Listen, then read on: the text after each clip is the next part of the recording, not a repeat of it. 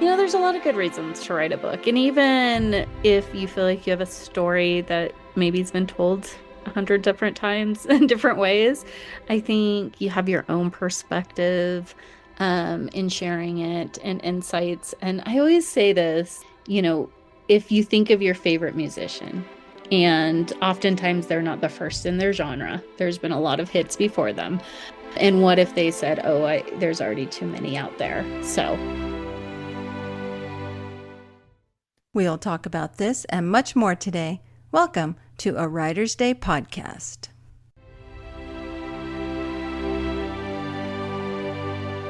Hey everyone, welcome back to Writer's Day podcast. My name is Ruth Douthit, and I'm so glad you're here. I'm an author of books in various genres, and right now I'm settling on suspense. I just released book 3 in my Desert Shadows suspense series, Fatal Truth. It's out there in the world right now. So go get your copy and leave me a review. I'd love to know what you think of the story. And I'm working on my next coloring book and my next Christmas mystery novella. The title and cover will be coming soon, and that will be released close to Christmas time. It's the sequel to Murder at Christmas Tree Village. It's a cozy mystery. So I'll be starting to work on that one soon. And a lot of book festivals coming up. Just finished the Payson Book Festival and just got back from the White Mountain Book Festival, and more to come. It's a busy time of year right now with a lot of book festivals and events. But I'm glad that you're taking time out to visit me today on a Writer's Day podcast, because I started this podcast for you, folks who want to learn more about the publishing industry, the writing craft, and to listen to amazing best-selling authors talk about their books, but also their writing journeys. Those stories can be so inspirational. So welcome. And if you like what you hear today, please consider subscribing to my YouTube channel and following me on Spotify. And let me know what you think of today's episode. You can leave comments now on my podcast. Okay, let's get started. Nicolette Halladay is with me today. She is the author of The Golden Thread and the Lineage of Light book, and she's also the founder of Inspired Hearts Publishing. And through her work as a publisher and storyteller guide, she helps entrepreneurs, creatives, and change makers turn their lived experiences into powerful stories that inspire transformation. And she's here today to talk about herself. So you know the drill.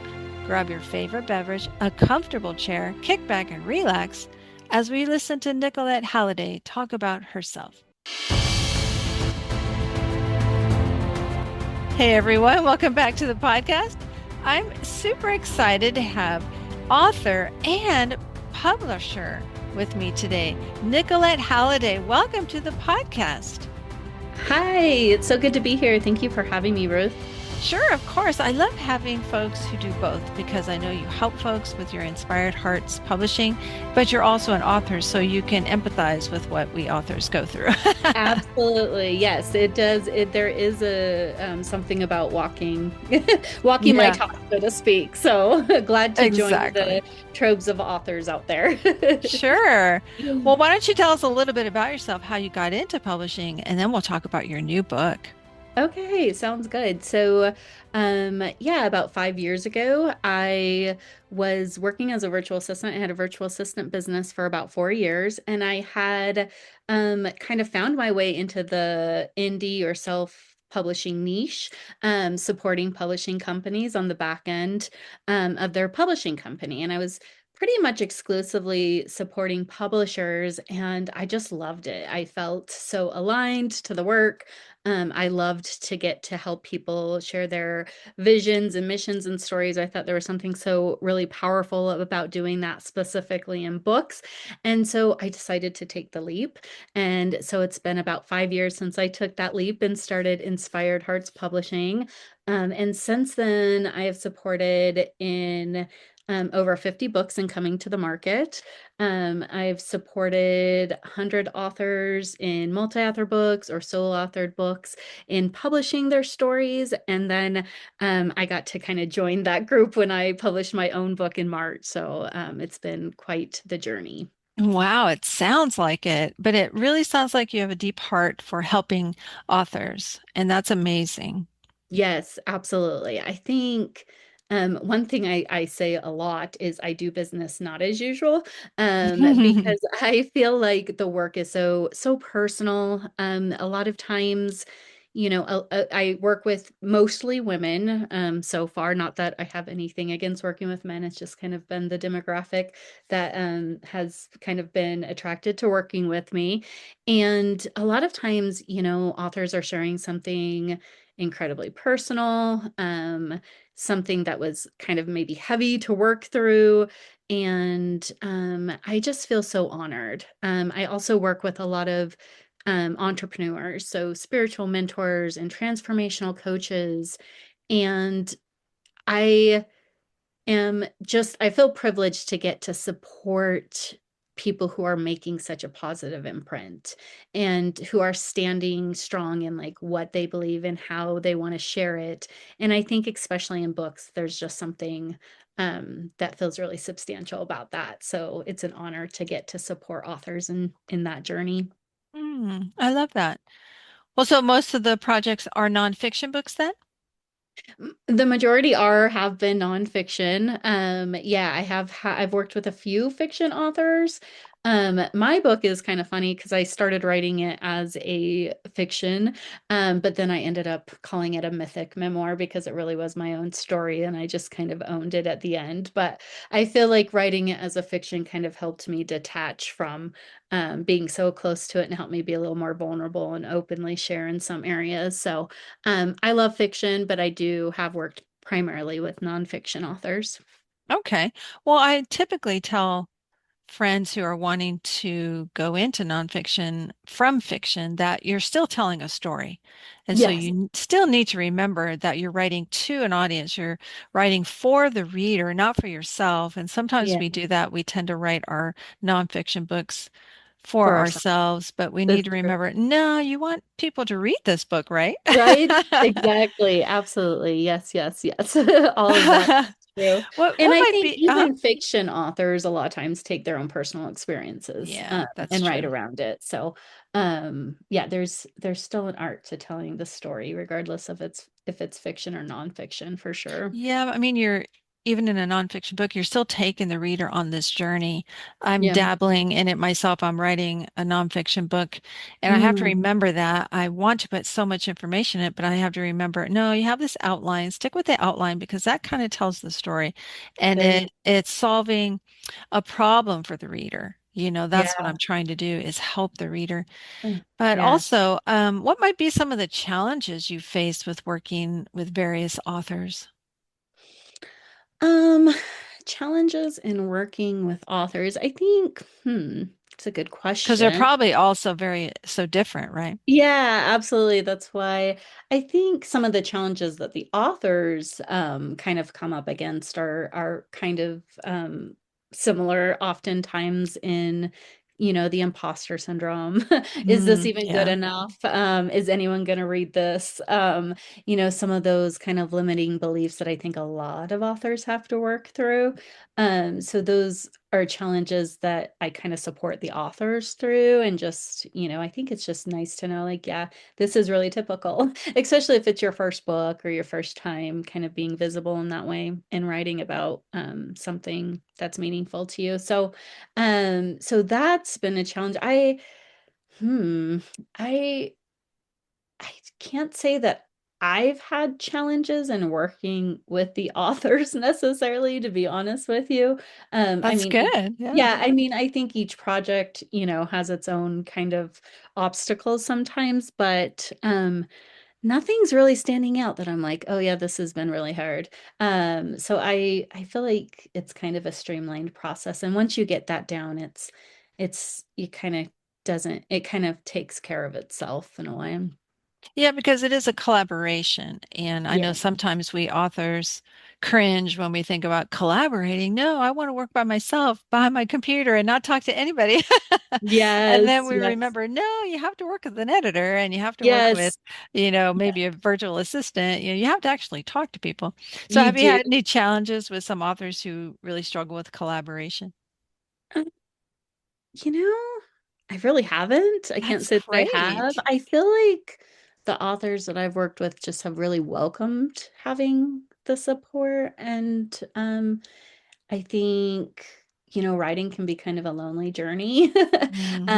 And I think it's been kind of like welcomed that they don't have to do it all alone. So, Yeah. of course, I can't say that I haven't had a project that there hasn't been some editing hiccups or, kind of getting stuck on some pieces. But I think that's just part of the process. So I don't really see it as being challenging, I guess. Oh, okay, good.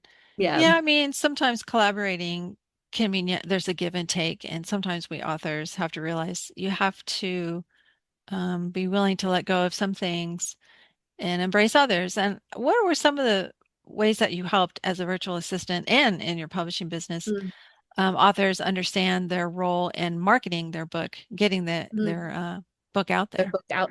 A lot more in my publishing company. Actually, it's something that's kind of embedded in the work because Mm. also because of a lot of the authors I work with are nonfiction authors, entrepreneurs, who are also wanting to use this book kind of to, as part of their business ecosystem, oftentimes. Hmm. And so we start having that conversation really early because I think it's a really important one. Like, what is your intention for this book? How do you want to share it? What feels most aligned? How is it going to fit in with your business ecosystem? Or do you see this as kind of being an opportunity to, get your message out there so you can get on more stages? Are you wanting to grow your audience? And so kind of getting to the heart of it. Um, Mostly like organic marketing, as far as social media to some degree for some authors. I think it really depends on the author and their personality. Some people love to get on social media and other people are like, oh, that sounds horrible. So it's like, well, let's talk about the thing that feels most aligned for you and talking about it. Podcast guesting is a big one. Yeah, Yes. yeah. Doing, book fairs, getting out there in that way, marketing with other authors. I think that's a great way to kind of build a community and get a further reach. And so it's more like organic marketing and like strategy behind the book than like ads or something like that. Okay, yeah. I would think, yeah, if they were entrepreneurs, they already have an idea of how they're going to use the book.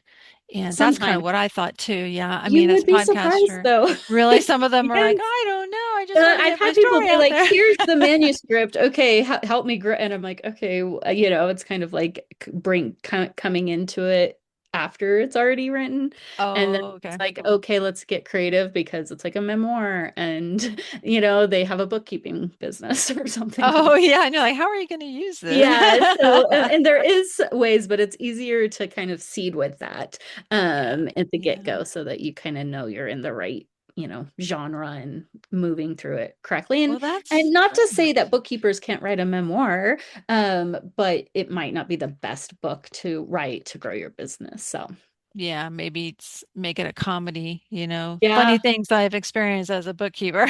there you go. Yes, exactly. But Yeah. you're right. I mean, it is important for us as authors if we are going to write a nonfiction, especially a memoir, what's going to make it stand out from all the gazillions of Yeah. memoirs out there? And I remember telling this one friend, she said, I want to write a memoir about my life. And I asked, why? That's a big thing for me, asking people why. Yeah. And she said, I just think my story will touch people. And so as she explained a little bit more in my head, I'm thinking, no, that's one of a million stories out there, very similar. But Mm. then she threw in something and she said, and after experiencing all that, I decided to become a nun. And I just went, Oh, oh, you're there like, you you should go. lead with that. Yeah, I said, there you go. That's what you want to lead with. So Yeah, I thought, that's okay, good. there's your That's good. niche. Have a Yeah, there's your twist. niche. What's Exactly. the hook? Yeah. Yeah, definitely. I can appreciate that. Yeah, I think there's a lot of good reasons to write a book. And even if you feel like you have a story that maybe has been told 100 different times in different ways, I think you have your own perspective in sharing it and insights. And I always say this, you know, if you think of your favorite musician And oftentimes they're not the first in their genre. There's been a lot of hits before them. And what if they said, "Oh, there's already too many out there." So I Hmm. always encourage it mostly because I think it's such a like rite of passage to write and to publish, and kind of the visibility and the authorship, the kind of I don't know, it's a little bit of a portal that you walk through when you write a book and kind of step into authorship. So I think it's a valuable process.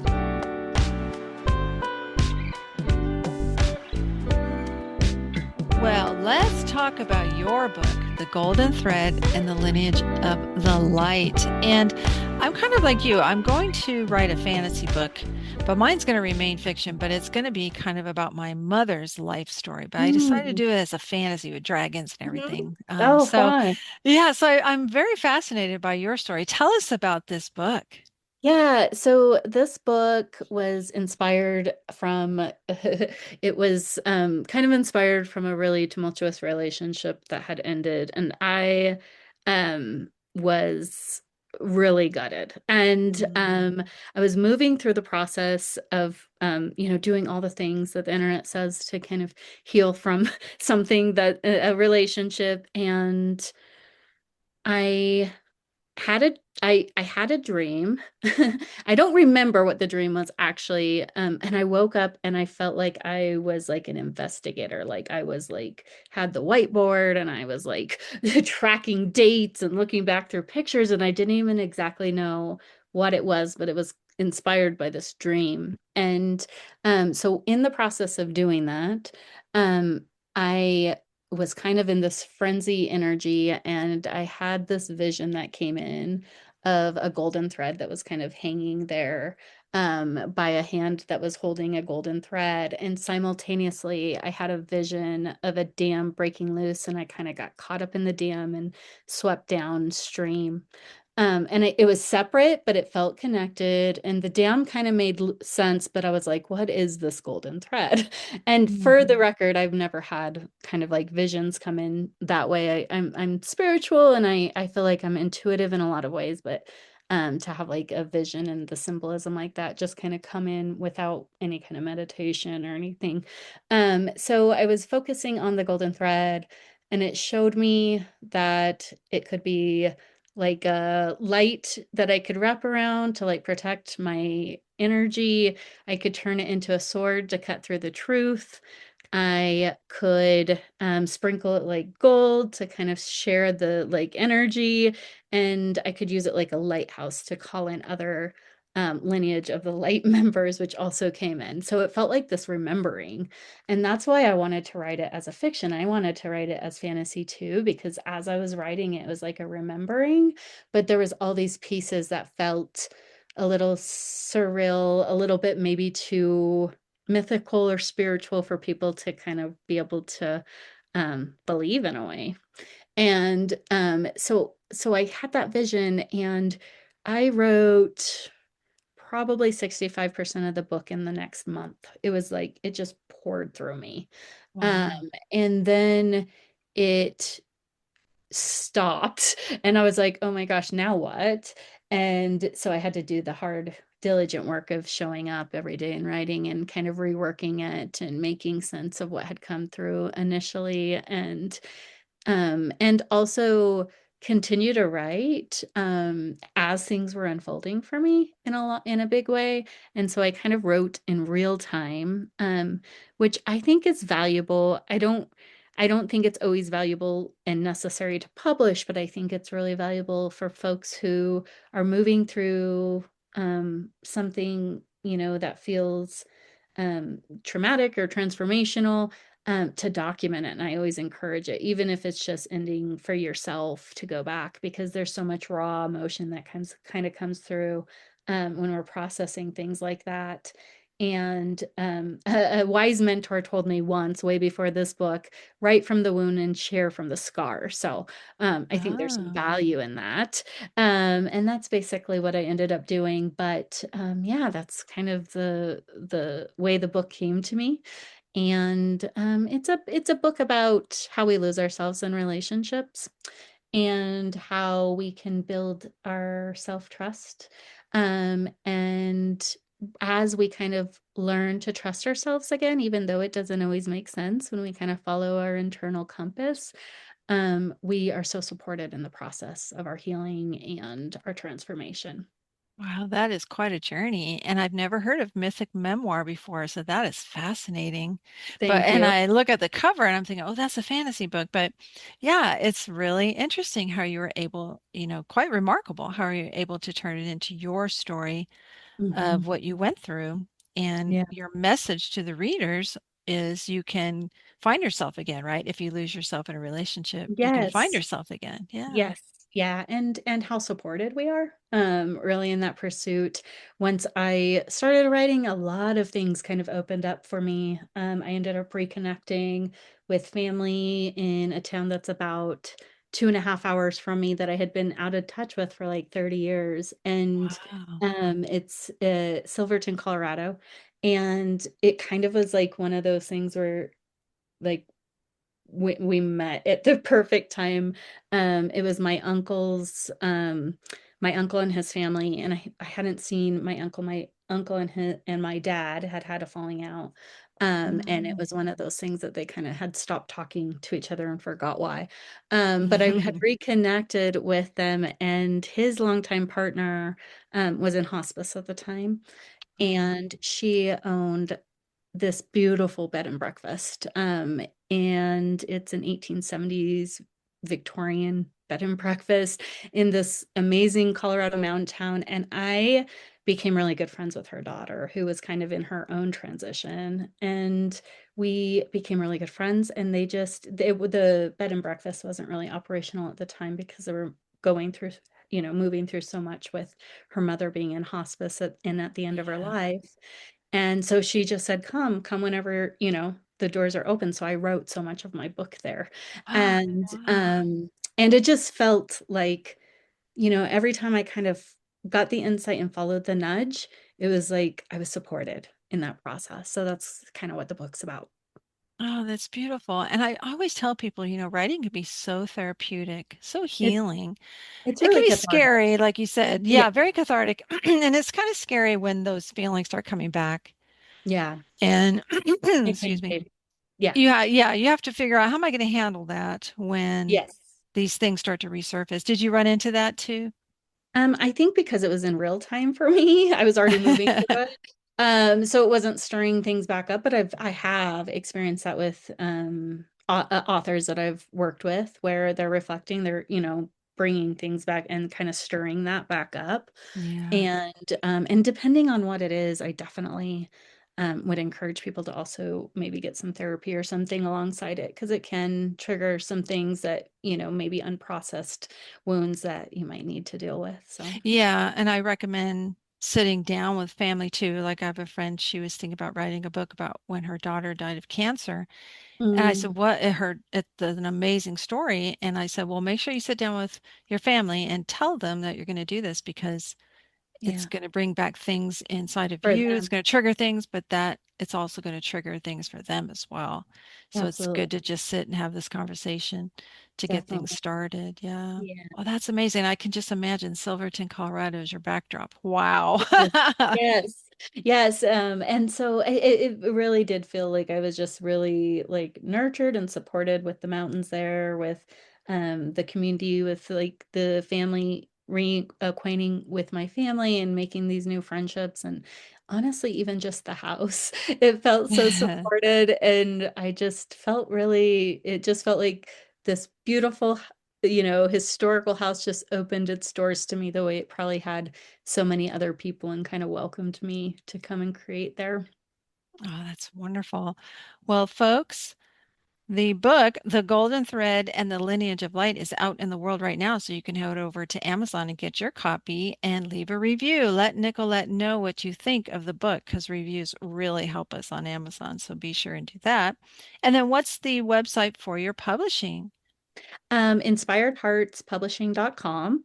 And I have some different ways that I work with authors. So if anyone's curious, I encourage you to check it out. My social media links are there as well. So you're welcome to follow me on social media.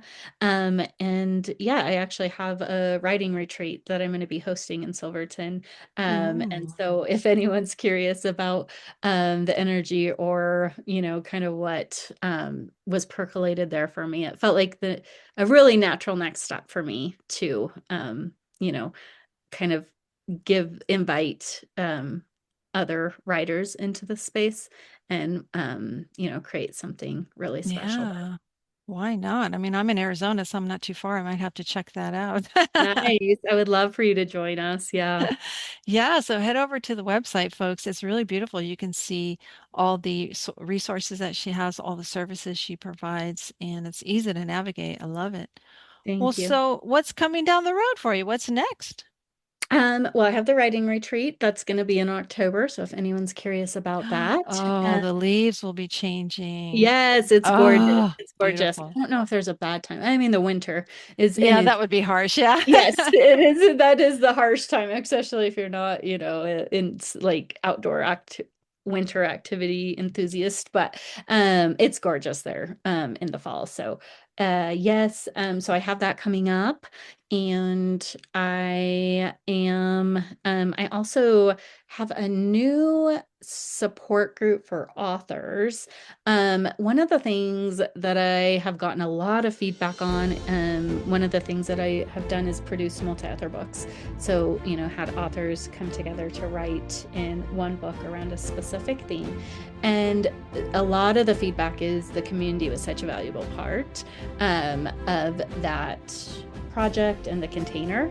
And so I kind of had this aha, like, oh, that's a great way to support authors. So I'm opening up the Inspired Author Circle, which is basically an opportunity to come and gather once a month, network with other authors, get support. So whether you're like maybe thinking about writing or have published a book, I think you'll find a really great community there. Oh, that's amazing. I love your heart for helping authors. That's wonderful. And Thank you. so, listeners, make sure you head over to inspiredheartspublishing.com to learn more information and to reach out to Nicolette. And I know you're super busy, so I'm honored that you took time to meet with us today and tell us more about yourself and your book. Thank you, Nicolette. I really appreciate this. Thank you. I'm so grateful to be on the show and get to have a little chat with you, Ruth. It was nice to visit, and I appreciate you having me on the show. That was so fun to listen to Nicolette Halladay talk about her life and her publishing company and her book, The Golden Thread and the Lineage of the Light, which is available on Amazon right now. So head over and get your copy. And also be sure to check out her website, inspiredheartspublishing.com, to learn more about that writer's retreat. I know I'm going to check it out. I hope that you've been encouraged by Nicolette's story and how she got started and how she really wants to help authors, but also to maybe consider publishing your memoir or your nonfiction book to help you with your business, to tap into that audience out there, to help solve a problem, to encourage people to. That's why I'm writing my nonfiction book. And so the most important thing, though, is to keep going on your writing journey. Because like I always say, someone out there needs to read your story. Until next time, thanks for listening. God bless.